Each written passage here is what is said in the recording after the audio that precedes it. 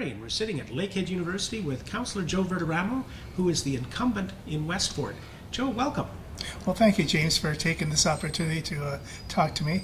This is a great place. I graduated from Lakehead University. I spent a lot of years here, and this is amazing how this education facility has progressed, and the city is certainly supportive of what we do here, and our educational facilities are fantastic, and the college, university, the medical school, and as council for the past many years, we have certainly supported these initiatives, and we have branded ourselves in relation to the economy, the research economy, the education economy, and we will continue to do that. And I feel I want to continue to be part of that. That's why I'm running again. I've been there for a while, and I feel that, we need new people. Definitely, I agree with that. However, I think we need some stability in relation to experience, and I provide that experience. I have a passion for Westfort. Live there. We were at 728 Great Crescents. Just like everybody else in this community, my wife and I have a camp out on the lake. We spend time at the camp. We spend time in, at Great Crescent, my home base, and we love it.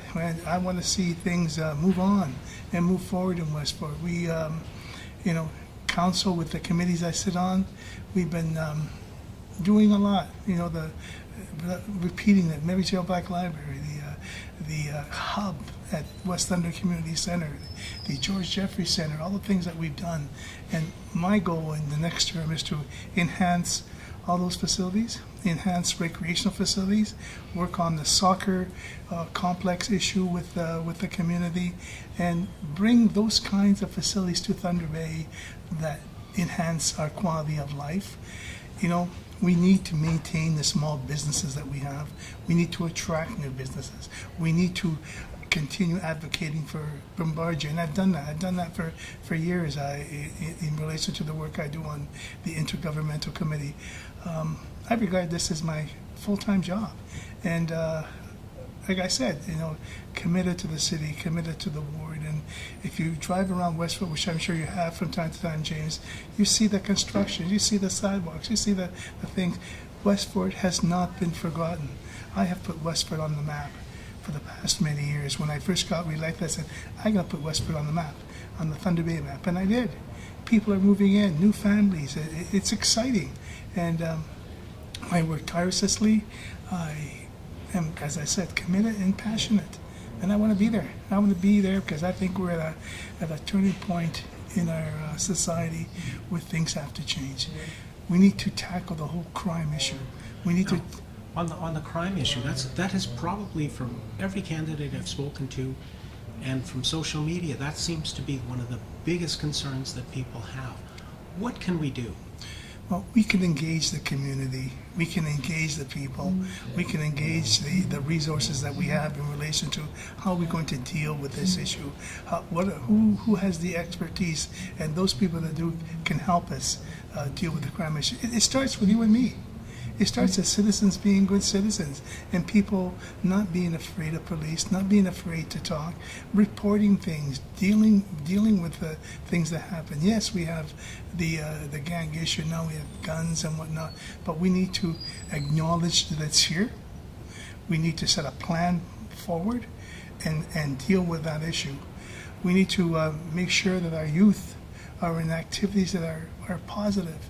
And that are forward and stay out of trouble, because that's where it starts. The gangs try to attract the younger people, the youth, and get them involved. We need to provide services for the youth to prosper and to have opportunities. Yes, crime is a huge issue, as we all know. We can't hide from it. As you know, I sit on the Police Services Board, and we are trying to do our best to deal with it. We are asking for more funding from government to help us out, and as chair of the Intergovernmental Committee, I will continue to do that. And now, the new Premier, Doug Ford, has promised money to Toronto to help them with their crime problem, and it's been suggested that may drive some of that gang activity out of Toronto and into Sudbury and into Thunder Bay and into other communities. What can we do with the Intergovernmental Affairs Committee if you're reelected and you're back on that committee, what do we do to get Well, the we've help we made, need? the police have made an ask to government in relation to treat us like Toronto, in relation for more funding. If that comes back in a negative way, we will continue to ask for it. We do receive money from the government for certain, policing issues, but we need to recognize the fact that this may happen, as you suggested, and be prepared. We may have to put more boots on the ground and deal with the issue head on. So on the issues with taxation, there's a lot of people out there saying Thunder Bay's taxes are the highest in the world, and we're getting overburdened with taxes. What's the reality there, Joe? Yes, taxes are a fact of life, in any city, in any municipality. Yes, the taxes over the years have been higher than some other municipalities. However, you have to compare apples to apples and oranges to oranges. What are the assessment levels in those other municipalities that allow them to have a lower tax base? Well, as you know, over the past many years, we've lost a tremendous amount of assessment.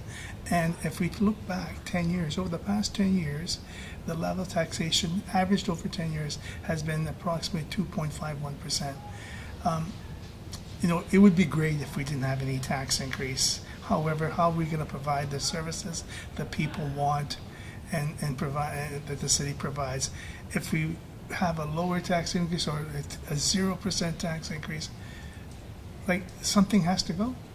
And that thing that has to go might be some services. And it's always that double-edged sword. Everybody says cut my taxes, and you say, okay, so we're going to stop doing This. and then they scream at you. So for all of the council, it's probably this vicious circle where 6 of one and half a dozen of the other, in a rock and hard place. Council works very hard to maintain a tax level that is reasonable and fair, and we work hard on the budget. And it's a fact that prices go up, everything goes up, and we have to take a look at that. Like I try to maintain the taxes as low as we can. But one of the bigger issues, James, that it comes to the door when I knock on the door and talk to people is the cost of water. Yes. And that's high. I've been trying for the past many years to try and rejig the way we charge for water and try and reduce the cost to the citizens, maybe amortize the debt that we have in relation to water at a different level. That's been one big issue that's come up. One of the ones that's come up at the mayor's debate has been this issue of a rain tax. And at the one mayor's debate, Councillor Pugh explained a little bit about this. It's hard to understand what this issue is. Maybe you can share that with our readers and viewers. And going back to to Thursday's debate, Amos, what Councillor Pugh said was that there's two ways of funding this, stormwater thing that we have in the city of the flooding and whatnot. Is one way is to put it on the tax roll as an addition. Another way is to do it within the operating budget, which in a sense will increase, tax in that way. But I think that we need to find a way that we can fund these projects, prioritize our spending, and make sure that we spend the tax dollars in the right area.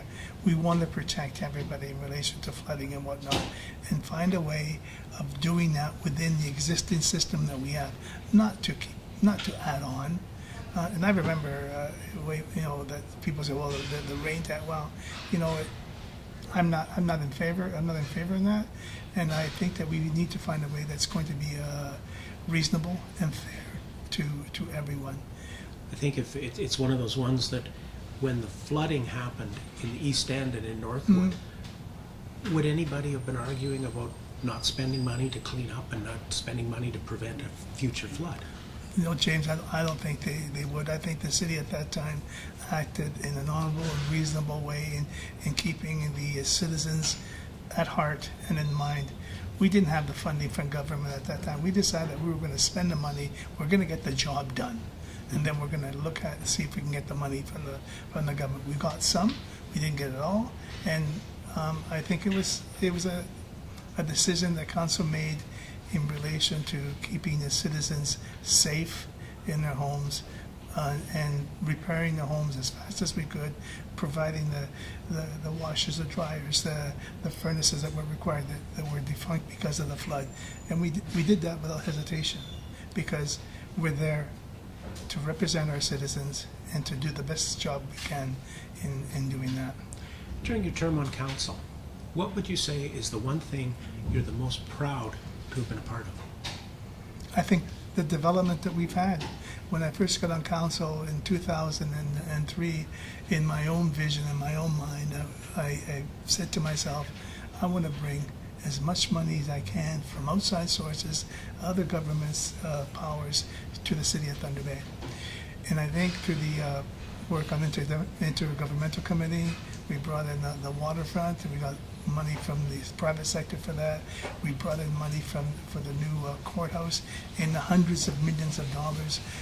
We brought in a lot of money in relation to infrastructure in the past. So we've been successful. We lit Highway 1117 from Martha Street to Red River Road when it wasn't going to be done. And we, as intergovernmental, we went to government and we said, we need this, it's a safety issue. We got that done. I fight for the community. I fight for Thunder Bay, and I fight especially for Westfort, and I'm proud to do that. Is there anything else you'd like to share with our readers and viewers?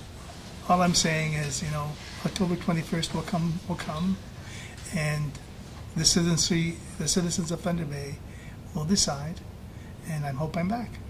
Thank you, James. Thank you very much.